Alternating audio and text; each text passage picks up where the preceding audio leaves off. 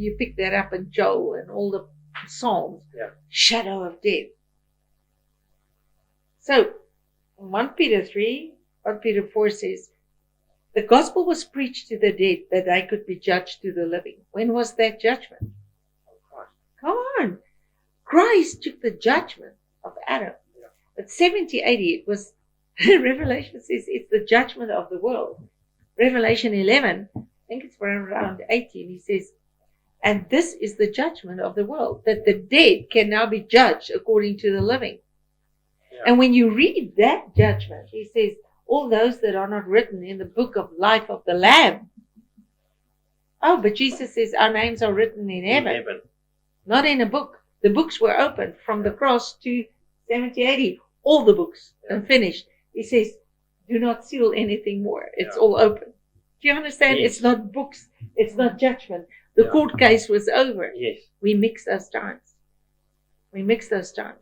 So when we read it, we forget that the New Testament was literally written in the most difficult time ever, because the former rain was going down and the old system went beyond their stay. Yeah. Instead of receiving the Christ, they crucified the Christ. And he says in Revelation 12, Satan was cast out of heaven. Woe unto the earth. His time is short. He just came out of the pit. His time is short. Now, if anybody hears this that has never heard my teachings, you're going to say, are you crazy? Yeah. No, I'm not crazy. I have got a boldness to preach what I'm preaching because I know the patterns by now. Yeah. I mean, how much do I say in 10 minutes? Yeah. So this is where we have to have an open floor that people can ask questions, and we must be able to answer them, because I don't think anybody has so much time to read the Bible and understand it. This took me quite a while. Yeah. I mean, for 45 years, I've been hungry for God. And the last 5 years, I'm like, what? You've got the cake. I found that place. But I understand things. Yeah. Because how can they teach me that Satan is a roaring lion seeking to devour me? What did Jesus do on the cross? I'm always like, huh? Yeah. So now I understand times. And he says, he has but a short time, and he's already in the lake of fire. My warfare is not against Satan, not against flesh and blood, but principalities, powers, wickedness in high places, because I'm still in a fallen creation. I'm not fighting Satan. Yeah. Okay, let's go look at our prayers. We bind you, Satan, we bind. Well, I've seen it all. Yeah. But I've seen one man that said, go. In Jesus' name. Miracles, miracles. And I sat there and I never got it. But when I started understanding tongues, why would I fight a defeated enemy? Exactly. Just because I don't understand. So there are, when you start going from Daniel and Revelation, I'm busy with a series on Daniel and Revelation, which I'm going to put on my YouTube, but the man of perdition, there are like, what? You know what is one of the greatest revelations that I must really stop jumping on my bed or lose weight. Okay, I will not go further on that revelation, but when the world was destroyed with water, why would a God of love destroy a world with water? Why would a God of love choose one little nation and say, kill all the other people and take their land? And what is going on here? So if you read the prophets, you're going to get confused. But if you understand, God started over and man had to fail. Noah generation, the ravens. Yeah. And then he found a man that believed, that started a new world. So that was the second world, the world, because he says Christ was now crucified in the end of the world. So the Bible, the end of the world is not my world, because he says the church, glory be to God in the church, a world without end. So if you're in the wrong world, your world's going to end. Sorry, bro, mine's not going to end. Yeah. This is what he says. Yeah, but are you not going to die? I think most of us are.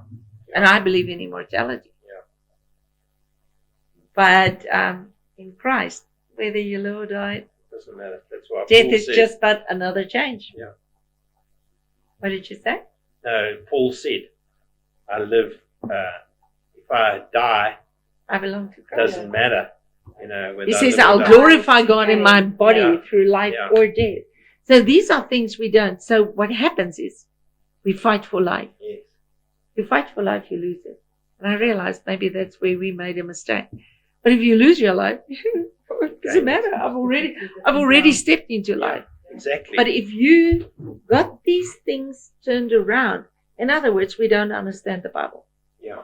So if you go back and make a little timeline of the worlds, there was the world before the flood, the world of Noah, the world of Abraham, and the world of the due season, final season, with the former rain and latter rain, with the chosen generation. Generation, the chosen generation. Yeah. And you understand the times, and it's like, what? Yeah. So then you will understand that God chose Abraham, and there was these judges. They judged Israel, and Moses was busy building the house. But then they said, we want a king. Yeah. God says, they rejected me. They didn't reject you. When the kings came in, the prophets came in. Yeah. Because the prophets warned them of what was going to happen to Babylon. There was a battle for seed. Yeah. So the purpose for a seed is the body. The purpose for the body is the spirit. Yes. Satan wants himself in, and God said no. So the system that was to bring forth the Christ was now infiltrated with Satan's seed. And Jesus said, you serpent seed, you vipers.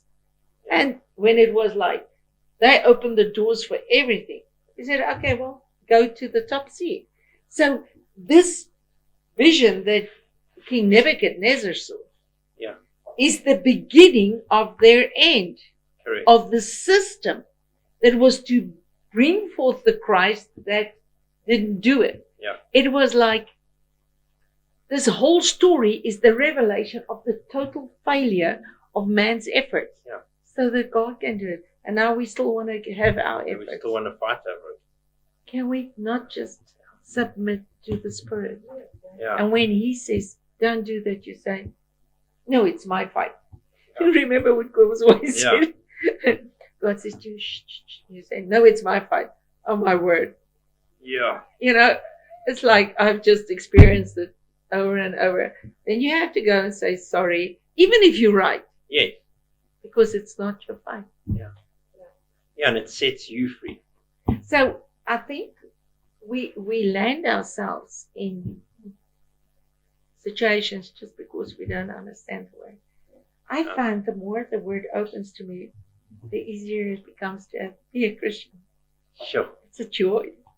You know what? This has been such an eye-opener to me, because you don't realize, and as you say, coming out of a system of church, and when you get saved, everybody says to you, read your Bible,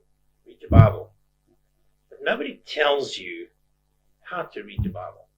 And I think you've summed it up now, and I'll probably sum it up even shorter. Get a notebook, get a piece of paper, Draw a timeline. write it down. If there's a fire, find another fire. Find another fire. If there's water, find the other water. Find the other water. I mean, Isaiah 34 says, find the mate in the scripture. Come on. So instead of you actually sitting down and reading Bible from Genesis to Revelation as a storybook, you're not going to get anything. You might as well go and watch a TV show. It's not a textbook. It's a book Correct. of life. So to get the life out of the book, you need to do something. Yeah. You actually need to make some notes. And unfortunately, your timelines are going to grow from one line, and I think I'm seeing about 5 or 7 lines of different things. And when you look at the whole picture, you'll almost see, like, I want to say, a tree of life or your family tree. Family tree always starts with one person, branch down, branch down, branch down, branch down. So if you say, started over there in Genesis, okay, what happened to it then? But in Genesis, if you look at it, there was more than one timeline. It's crazy because there was a timeline for Adam. There was a timeline for God.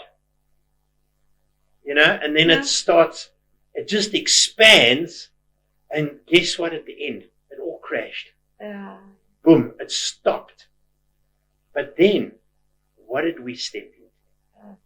Us as Christians, us who've had more of the Bible in our time than anybody, let's say pre the 1800s, we've had more Bible than anybody has.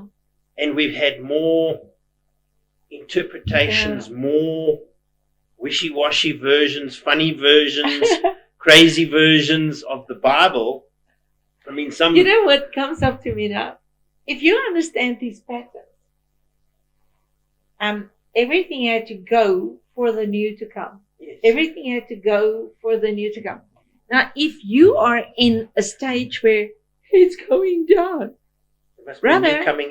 brother, this is hard times.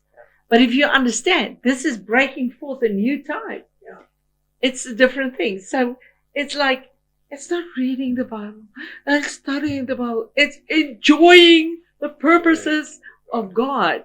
And this is when, how many times have you heard, darkness will be all around you, but upon you the light will come.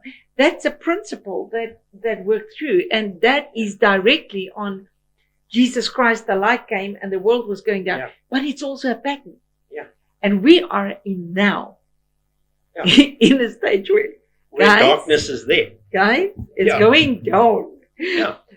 Everything is wrong. So if you're going to read, and this is what you talk. But if you understand the spirit in the word, because the kingdom is righteousness, joy, and peace. The joy for the new that's breaking out is bigger than... Then it's so easy to get your eyes on, no, God is able. So this is so easy for me to say, but I have been in such a difficult situation myself.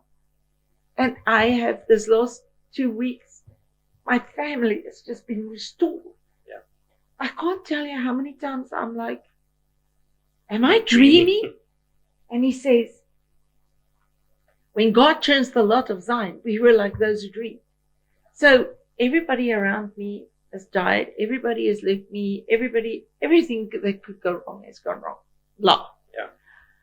But do you think this is not the end for me? Because I know the pattern. I know the word. Is this not our hope? Then he says in 1 Peter, we must be ready always to give account of what we carry. So what are we giving account for? Oh, my situation.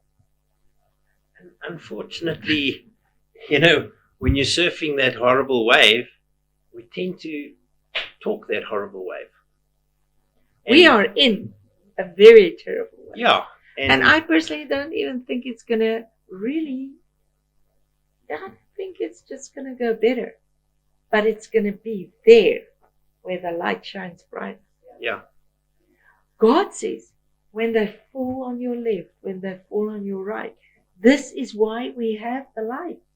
But now we join the falling parade. We're not going to do that. No, but how do you stand unless this word becomes alive inside of you? You see, this is the problem. If you study the word, you have the knowledge, and you're just like, oh, ek het vandag die hele psalms deurgelees. But is psalms living in your heart? And this is where you step into one place and there's someone that just preaches spirit. It's like, you go out and you're refreshed. And you go in another place and they just preach the word and you're like, okay, what are we going to eat? Kentucky Fried Chicken. Let's get out of here.